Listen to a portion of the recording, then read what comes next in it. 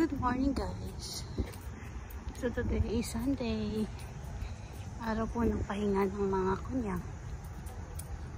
So today, ang gagawin ko ngayon, after ko mag-jogging guys, we're going to church. We pray for 1 hour. We spend my 1 hour in the church. After that, I am free to rest. Actually guys, dati hindi ako mahilig magsisimba. Puro ako gala. Yun. Parang ngayon na-realize ko na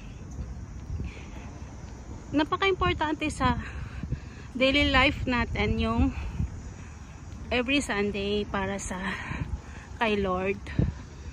Now I realize ko na kahit 1 hour lang yung iguguhol kong time para sa Kanya.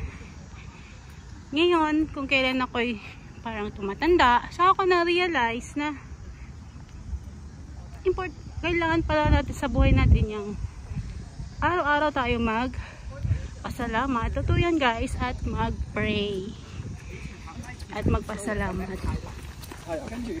So now I realize na ang buhay natin ay maikli lang pala.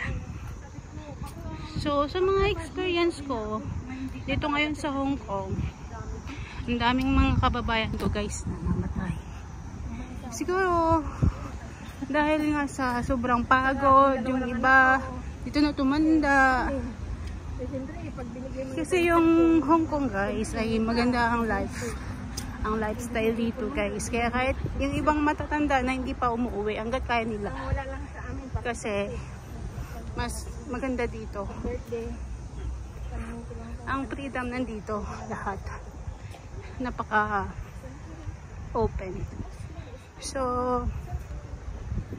ngayon na-realize ko na ganito pala kailangan natin pasalamat every Sunday. Yan lang guys, yan lang ang i-share ko about sa aking experience dito. So yan, ang ganda guys. Kung makikita nyo guys, may dalang marites. Mga marites yun ng syungpan. Oh. So yan guys, oh. Yung mga Pilipina na nagja-jogging din. Jogging din yan guys. Pero may dala sila guys, kanin yan. Sa nyo yan, may dala silang kanin ulam. Ayan, ang baon yan guys. Kung kailangan ko mag-jogging ka, may baon ka.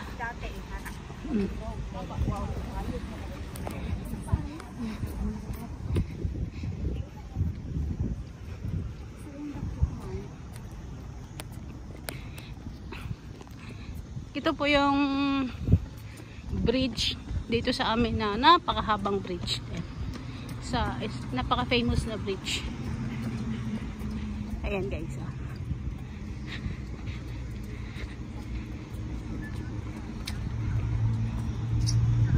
So, ang ganda, diba? Highway na yan guys. So,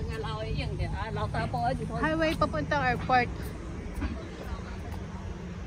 Hong Kong Airport.